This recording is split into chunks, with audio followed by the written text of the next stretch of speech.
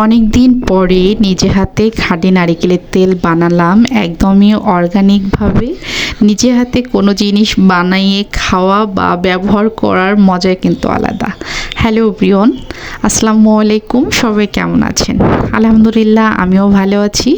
তো নারিকেলের তেল বানাচ্ছি দুটা নারিকেল দিয়ে। সব সময় একটা নারকেলই বানাই, একটা তেল বানালেই আমার অনেক দিন চলে যায়। তো আজকে দুইটা বানাবো, ভাবলাম সবার সঙ্গে শেয়ার করি। শর্ট ভিডিওতেই এতদিন ছেড়েছি, আজকে ফুল ভিডিওতে শেয়ার করি। তো এই যে আমি ফার্স্ট টাইম নারকেলগুলো উঠিয়ে নিয়েছি, তারপরে কুসুম গরম পানি দিয়ে এটা সুন্দর করে ব্লেন্ড করে নিয়েছি। তারপরে এই যে এই কাপড়টা কিন্তু একদমই ময়লা না, এটাতেই সবসময় নারকেলের তেল আমি ছাঁকি, এজন্য কালারটা একটু হালকা ব্রাউনের মতো হয়েছে। তো এটাতে সুন্দর করে আমি চেপে চেপে রসগুলো বের করে নিচ্ছি, নিয়ে তারপরে নর্মাল ফ্রিজে এক রাতের জন্য রেখে দিয়েছিলাম। উপরে সুন্দরভাবে তেলগুলো আর কি ভেসে উঠেছে, নিচে কিন্তু পানিগুলো আলাদা একদমই হয়ে গেছে। এক রাত রাখলেই ভালো হয়, তবে এক রাতের কম রাখবেন না, তাহলে কিন্তু তেলের এই যে অংশটা নষ্ট হয়ে যাবে, ভালোভাবে জমবে না।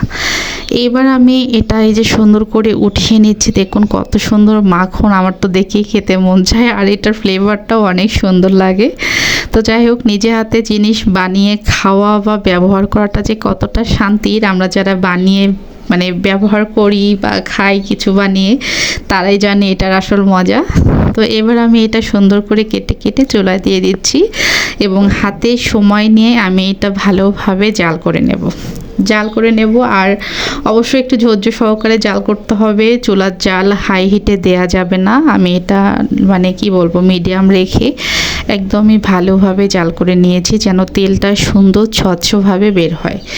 হাই হিটে জাল করলে কিন্তু তেল বেশি বের হবে না, একদমই পুড়ে যাবে এটা।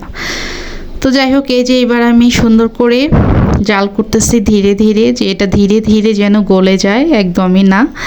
আর তেল কিন্তু সবসময় আমরা বাইরে থেকে বা যেগুলো মাথায় দেই, আমিও এতদিন নিজেই বাইরে থেকে অনেক ধরনের তেলই ব্যবহার করেছি, কিন্তু আমার সব চুল শেষ, যেহেতু দুটা বাবু আছে আমার। তো বাবুরা হওয়ার পরে মেয়েদের কিন্তু নর্মালি মাথার চুল একদমই টাক হয়ে যায়, তো আমারও সেমই। তারপরেও তেলের জন্যও হয়েছে। তো যখন থেকে নিজে হাতে বানিয়ে তেল ইউজ করি, তখন থেকে চুল পড়া আমার 3 ভাগের ভিতরে 2 ভাগই কমে গেছে। এই জন্য ভাবলাম যে নিজে হাতে বানিয়েই এখন তেল ব্যবহার করব।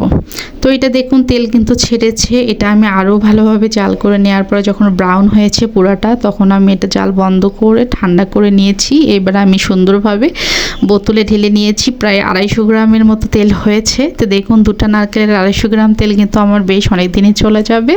কেমন লাগলো আমার ছোট্ট ভিডিওটা সবাই কমেন্ট করে জানাবেন। সবাই ভালো থাকেন, সুস্থ থাকেন। আল্লাহ হাফেজ।